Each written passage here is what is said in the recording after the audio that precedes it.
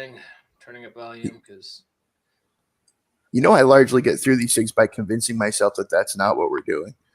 a little behind the scenes chatter there, folks. I'm Mike Lafferty, host of the BAMF podcast, and welcome to Mando Monday, where we talk about the Mandalorian because everybody is anyway. So here we are, and as you can see from the art we're sharing, Ahsoka Tano made her debut, played by Rosario. Fucking say her name, Joe. Sorry. Rosario Dawson. Thank you. Yeah. So, wow, this was epic, Kurosawa influenced. Can't say enough good. At the end, hey, spoilers. So go away if you haven't seen it yet. At the end, where you have Ahsoka teaming up with the Mandalorian to storm the Citadel. That was God. That was amazing. The only really false note I felt was when Mandalorian was squaring off with Michael Biehn. I really wanted that to be more of a drama weighted confrontation instead of just kind of waiting for Ahsoka to finish fighting with the magistrate. But Joe, what'd you think? I know you have thoughts. I have so many thoughts that I'm afraid of steamrolling you. Mm-hmm. The martial arts in this particular episode hit close to home for me. Mm-hmm. The magistrate was played by a woman named Diane Inosanto. And if you are a knife fighter or have been at any time in the last 30 years, you know the last name Inosanto. Because Dan Inosanto is a martial arts legend who trained with Bruce Lee and who trained the guy who trained me in Kali Eskrima. Ahsoka's here is like Rosario Dawson is Ahsoka, and then Michael Biehn is Lang, but it's the magistrate who's got me yelling at my computer screen because that woman is a razor blade. She was very impressive, I must say. What'd you think, Jacob? This episode, even more so than the Mandalorians Everywhere episode we had a couple ago, has more in it than any episode previous. It has more meaning. It has more information. It has more world building, and it has more potential for offshoots. And I'm pretty sure we're going to have some because I recall them saying that they were going to make an Ahsoka Tano show. And this just proves that it can work because Rosario Dawson was perfect. She looked like Ahsoka.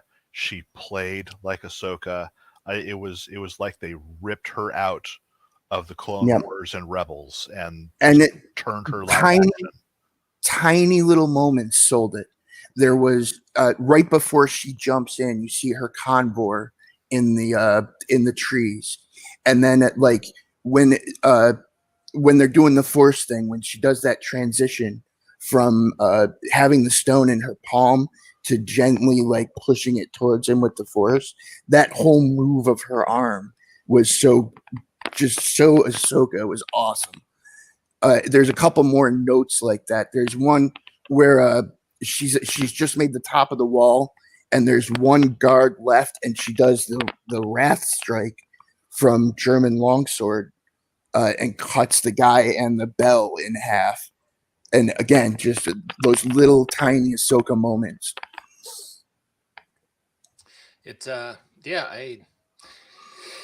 There she is. That's Diane Inosanto. She is an incredible martial artist, and her father is a ridiculous martial artist. Yeah, it occurred to me we were talking about this woman, and I had no pictures of her that we were showing, so I went and found one. And Ron Fraser is watching us. Hey, Ron. Yep, it was a good episode, wasn't it? And I was really hoping for, hey, we're going to get 2-3 episodes of The Mandalorian hanging out with Ahsoka as she trains. Is it Gorgu? Someone help me. Today's Grogu. Safe word is Grogu. And I was hoping we were going to get a couple episodes of them flying around having adventures as she trains Grogu, in the hold of the Razor Crest. But sadly, that is not to be. Maybe she'll come back for the big finale story arc. But yeah, I really wanted more of Ahsoka Tano. I wanted more of a team up between those two. What we got was great. I just left me wanting more, which I guess is successful television. Right. And to some degree, we're going to get more.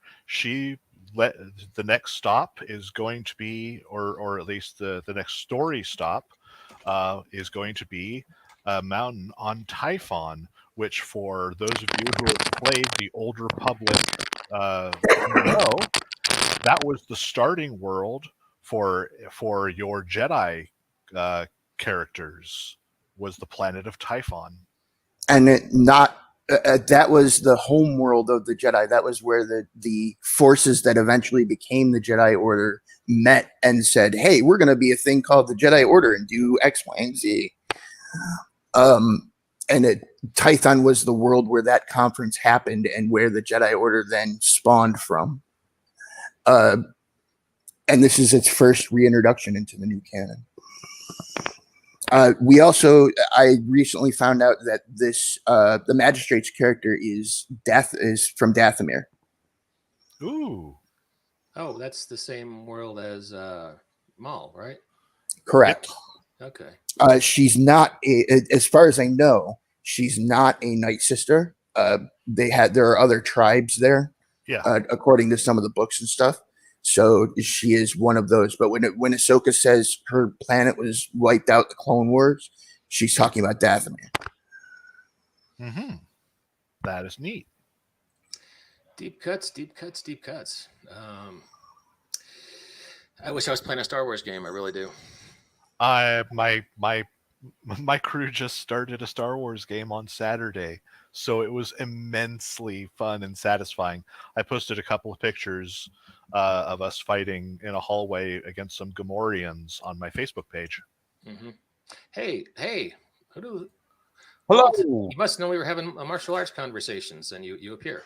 Oh my God, Diana is such a cool person. She's awesome. What do you guys think of her? Joe, why don't you go first, because you have a lot on this. I am, and I trained in Doce Perez Eskrima, so to see her on screen, I was like, ah! I was yelling. And her whole form, and the fact that she was using the spear as an anti-Jedi weapon, bringing in the whole spear versus sword debate. Just so much about the martial arts in this. In the way Ahsoka used martial arts, you were talking about a Kurosawa influence. The first few minutes where she's hunting those guys through the mist is straight up ninja stuff. And that's contrasted with her later in the episode and with the Jedi more generally, where they act more like samurai. And the ninja samurai contrast is an important one in Japanese folklore. Well, that's the thing too, because in Japanese folklore, the ninja doesn't start. There's all these like crazy people that say, "Oh, the ninja are like 1,500 years old," and blah blah blah, and there are nope. Yeah, about 500. Not even. It's basically an invention of Japanese Hollywood. They don't exist in the greater book of Japanese martial arts.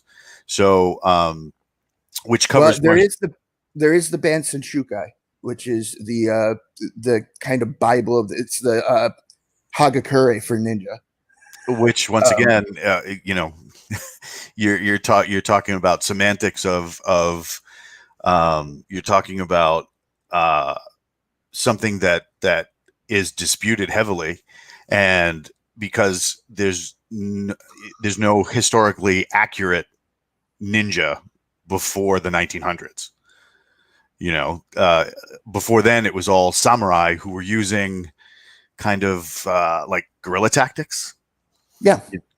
So but the term that term is very highly disputed in Japanese martial arts.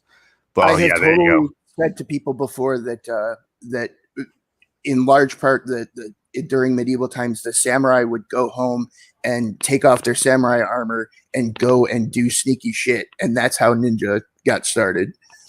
But yeah, the guerrilla tactics that she was using in favor of a straight up fight were fantastic, and but then she does square off with the magistrate at the end. Oh yeah, absolutely, absolutely. Did anybody else pick up the whole Michael Bean's character with the shotgun at the end?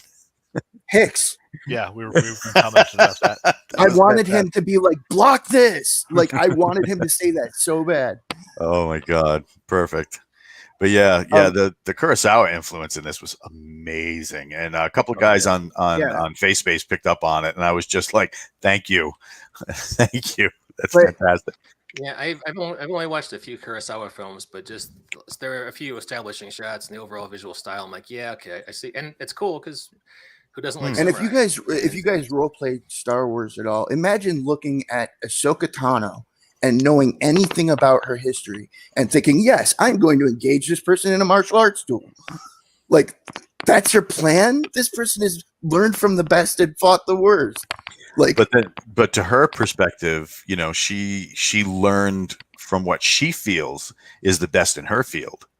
You know, so who, you know, a person who had regularly foiled Jedi, you know, in the Legends line, and then of course, you know, did what he did in Rebels, and you know, in the Thrawn trilogy, the current Thrawn books that are out there. Which did you guys see the post from Tim Zahn today, the author of the Thrawn stuff? No. Was he saying "fuck you, pay me"? No. He should. Yeah. No, he's like, you know, for all you guys out there, and you know, he puts a spoiler warning. He's really good about stuff like that. And he says, for all you guys, you know, hitting me up with questions about the Mandalorian, I'm just as surprised as you are. So yeah, he does not. He was not in the loop. He wasn't told about anything. They didn't ask permission. Yeah, it's not like people check in with you when they steal your characters. That's not a literary thing. Like, literature does references, and it's not like another author will call you up and be like, "Hey, I'm going to reference your shit." Well, no, the fact that it's for hire and Disney owns it. So yeah, Disney owns it. Yeah, exactly. But this lets us know exactly where we are in the story with Ahsoka. And what I was hoping her story was going to be. She's still looking for Ezra Bridger, and the last time she saw Ezra Bridger was with him flying off into space with space whales, with space whales and Grand Admiral Thrawn. We know exactly where we are in that story. Did you see that great artwork that hit FaceBase this morning? It was either this morning or Sunday with Luke Skywalker. Oh yeah, heartbreaking tears. I literally had tears in my eyes looking at it. That was beautiful. That's it right there. Yep. For those who are interested, I hunted down the artist. That artist, let's see, bring it up here, goes by Princep Said on Reddit. Yeah, that was a nice piece of art. Yeah, I really enjoyed that. Yeah. Now, what did you guys think of the fight at the end? Because here's my deal on it, right? You have Rosario Dawson, who is very athletic. You have Diana Inosanto, who is one of the best martial artists on the planet.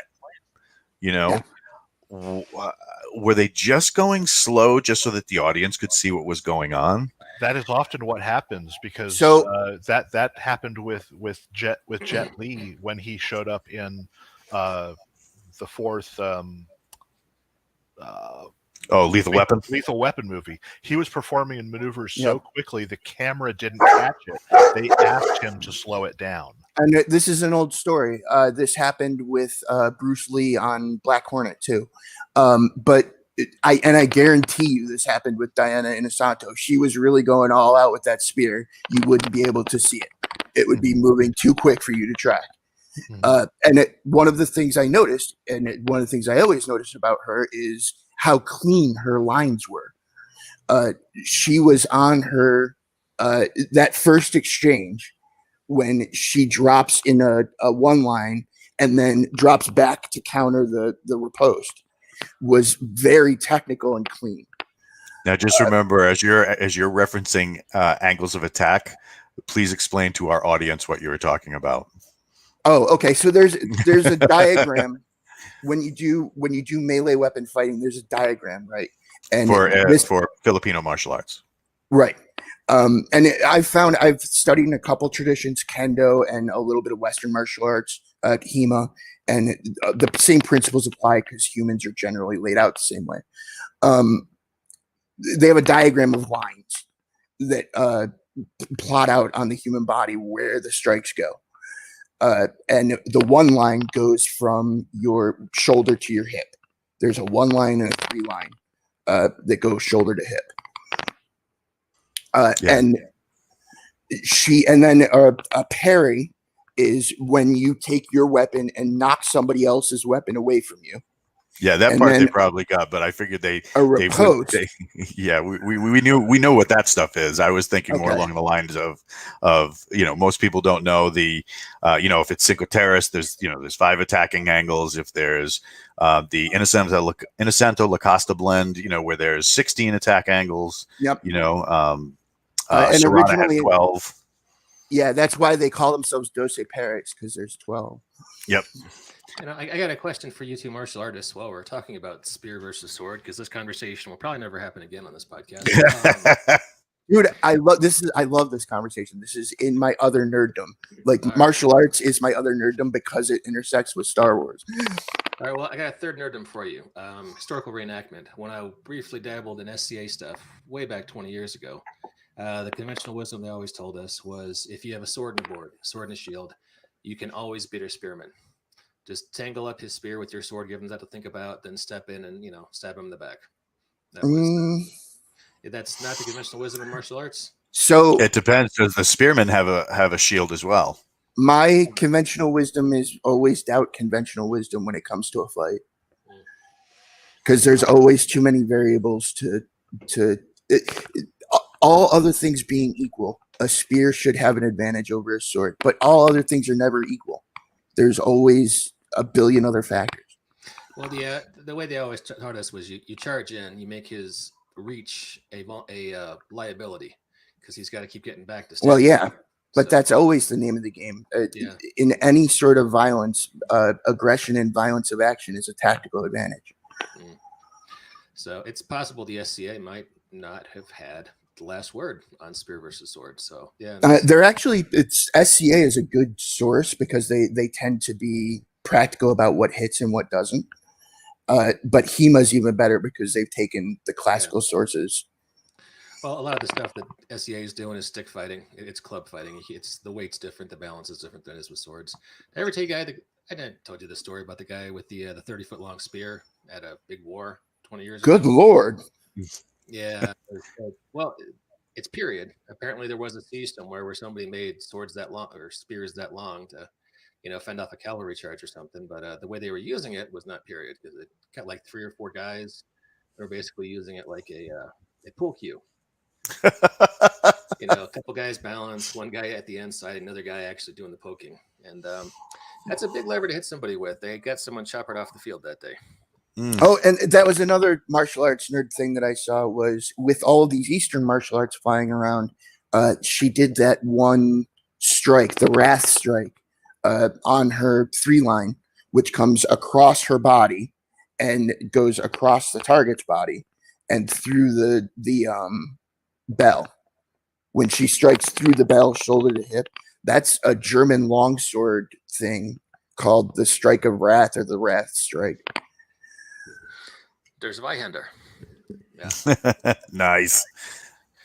Ich spreche ein bisschen Deutsch. So yeah, all right. So sum it up. Walt, you came in late. You wandered in like Kramer on a Seinfeld episode. I did. Why don't you give us your thoughts before we wrap things up? I really enjoyed the episode.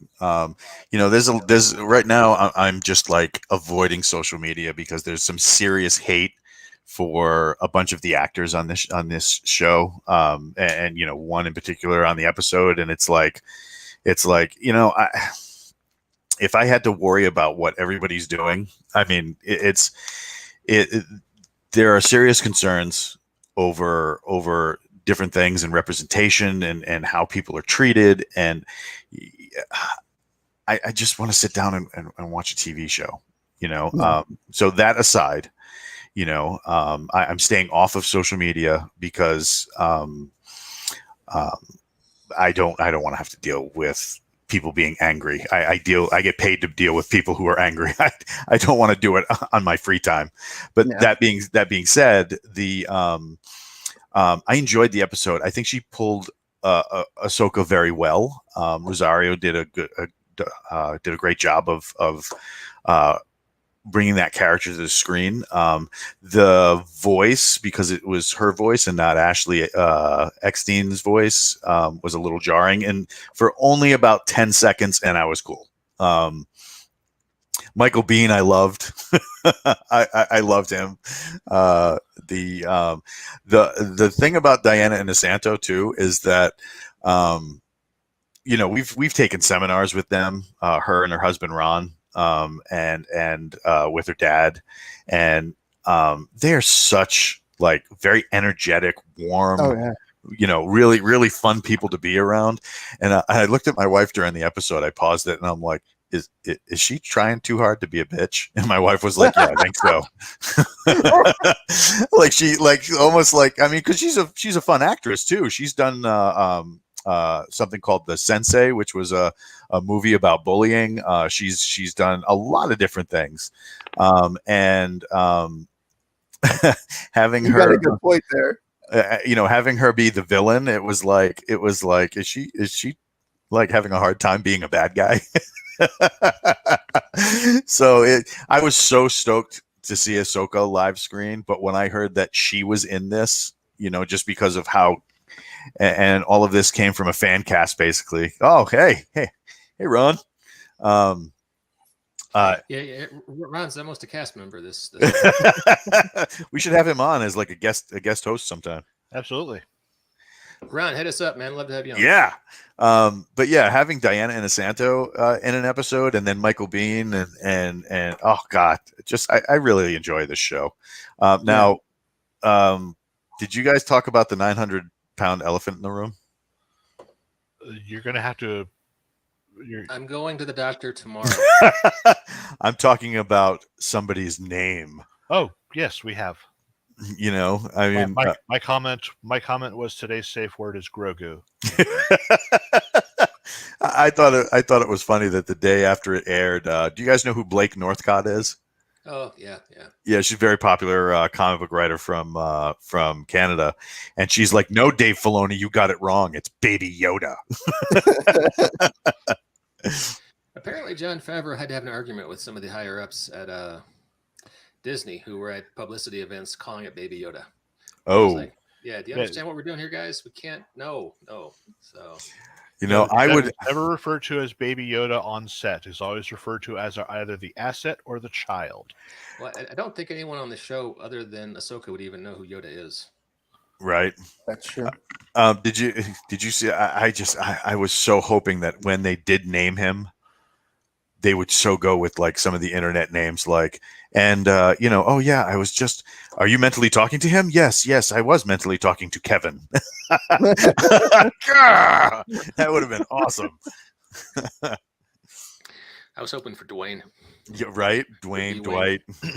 Now, you guys thinking he's going to end up like that fan art where he's striding beside the Mandalorian and he's got his own set of Mandalorian armor with like space for the ears? Oh yeah, that's where I see this show going. I absolutely. So I think at one point in the West End games, when we were playing West End games back when I was in college, somebody came to my table and said, "I want to play the same species as Yoda, but Mandalorian."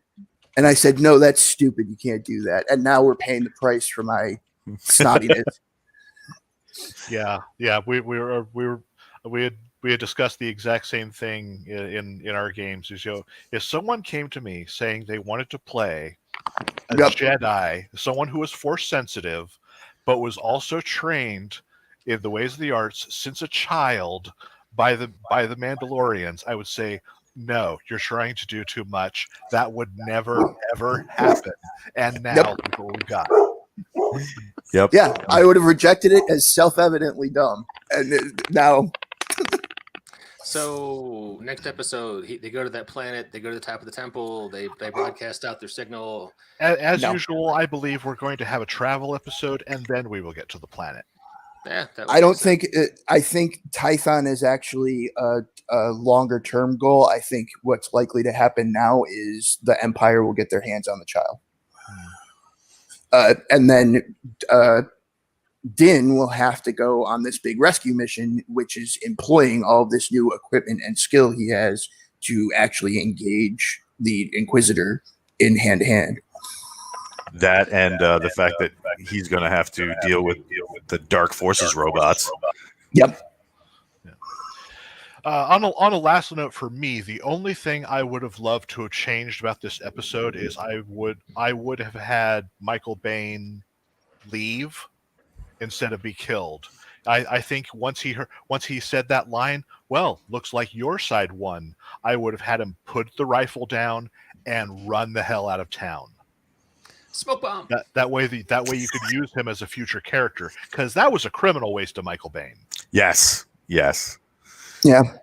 That would be the only thing I would change, but it's still in genre to do it the way they did it. So, and it would have in one moment made him like this huge Shane type mercenary character. Shane isn't the right character that I'm looking for there, but this like kind of drifter mercenary that just bounces when things aren't going his way.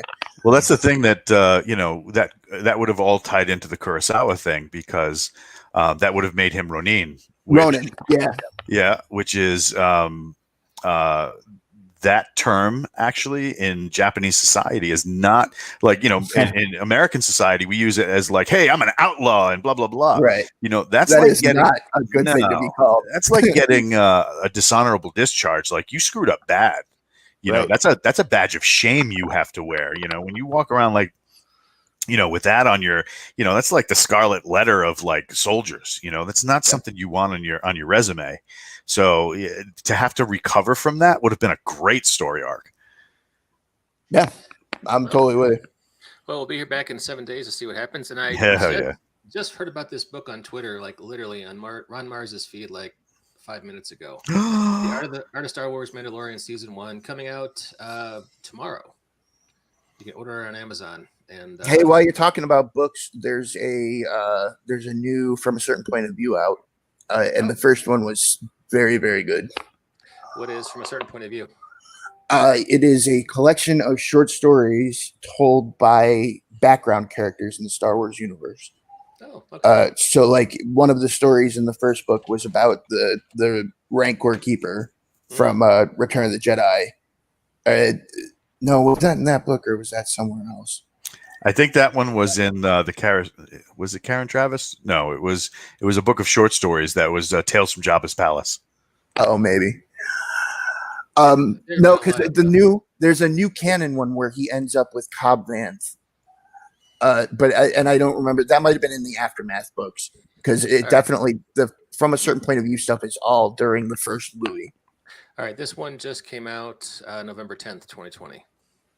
Yeah, and like the story, one was about a rebel guard who was really happy that he had just sent his kid to a safe place because he was posted on a forward base called Yavin 4, and he had sent his kid to go and be safe on Alderaan. Oh, that's brutal. Yeah. All right, guys, I would like to talk a lot longer about this show, but I've got a meeting over here in this laptop I got to get to. So. Right on. Yeah, we should have a Star Wars fan film discussion sometime. Oh man, yeah, there's a lot of good stuff. Yeah, that reimagined fight from A New Hope. Scene 38. Oh, the Ben Kenobi fight. Yeah, that's really good. Let's talk about that next time then. Cool. And anybody who wants to talk Star Wars anytime, you can join the Nerf Herders group on Facebook. There's like 100 of us. It is simply a place to have these sort of Star Wars conversations. I will put the link in the show notes. And to all our listeners and viewers out there, to Ron Fraser especially, thanks for checking us out here on the Banff Podcast, and we'll catch you next time. Cheers.